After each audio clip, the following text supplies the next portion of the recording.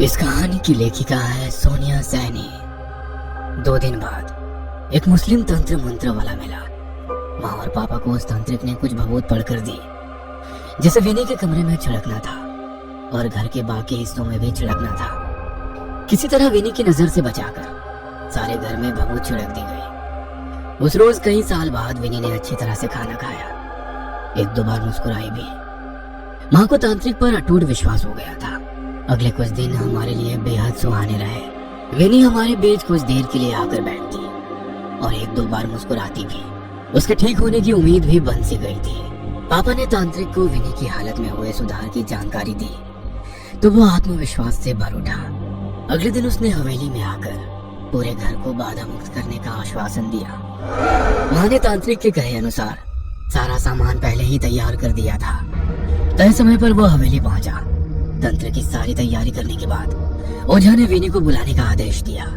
विनी तांत्रिक को देखकर रहस्यमय तरीके से मुस्कुराई। सफेद रंग की सलवार कमीज पर उसने कुछ अजीब तरह से दुपट्टा ओढ़ रखा था, बिल्कुल वैसे जैसे मुस्लिम महिलाएं नमाज के समय पहनती हैं। विनी को इस रूप में देखकर हम सभी सख्ती में आ गए थे। ओझा के नजदीक पहुंचकर वो फिर से मुस्कुराई और मर्दाना आवाज में कुछ फुसफुसाने लगी। देखते ही देखते ओझा वहीं जमीन पर गिर पड़ा। हम सभी का डर के मारे खून जमा जा रहा था। कुछ ही देर में ओझा की आंख पलट गई। उसे देखकर विनी ने जोर से ठहाका लगाया और गुस्से में माँ को घूरने लगी। फिर उसने हम सब की तरफ नजर घुमाई और अपने कमरे की ओर जाने लगी। विनी अपने कमरे में चली गई थी। हम सभी अभी भी सन्न थे। किसी तरह पापा ने हिम्मत करके उस ओझा की नब्ज छूकर देखी। पापा के माथे पर पसीने की बूंद छलक आई। मुझे आवाज लगाकर पापा ने जल्दी से गाड़ी निकालने का आदेश दिया। ओझा की टूटती छूटती सी सांसें अभी भी चल रही थी और पापा उसे मरने नहीं देना चाहते थे। अनर्थ की आशंका से पापा के हाथ पांव कांप रहे थे। हम उसे किसी तरह अस्पताल में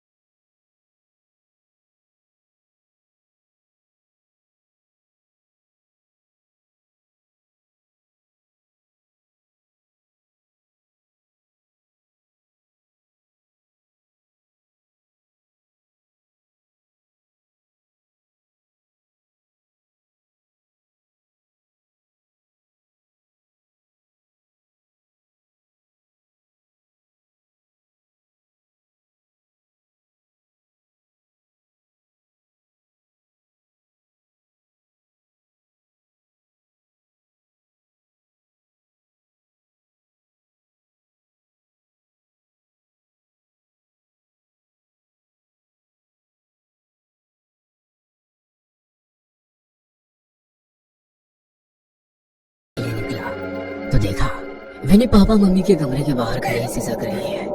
उसकी पीठ मेरी ओर थी, लेकिन ध्यान से सुनने पर उसकी कुछ आवाजें टूटे हुए लहजों में मुझ तक पहुंच रही थी। मैं कमरे की ओट में छिपकर सुनने की कोशिश करने लगा। हमारे वालिद और अम्मी को मुआफ कर दो। वो बस हमारी खैरियत चाहते हैं। अल्लाह के लिए उनकी जान बख्श दो। या अल्लाह मदद कर। विनी की आवाज मुझ तक पहुंची। विनी की भाषा सुनकर मेरे पूरे शरीर में अजीब सी झुरझुरी दौड़ गई। मेरे हिंदू परिवार में पली बड़ी बहन कब और कैसे इतनी शफाक उर्दू बोलने लगी, दिमाग काम नहीं कर रहा था। अचानक ही प्यास से मेरा गला सूखने लगा। वो किससे याचना कर रही थी? क्या रहस्य है इस उर्दू का? मैं समझ ही नहीं पा रहा था। अगले कुछ दिन विनी ने अपने कमरे में ही बिताए। तीसरे दिन खाने की टेबल पर बैठते हुए उसने माँ से खीर खाने की फरमाइश की। माँ ने खुशी खुशी उसके लिए खीर बना दी। फिर धीरे धीरे उसके खाने को लेकर मांग बढ़ती ही गई। कभी वो चाट मांगती तो कभी भटूरे। बस अपना खाना सीधा कमरे में उठाकर ले जाती। उसका पहनावा, रहन सहन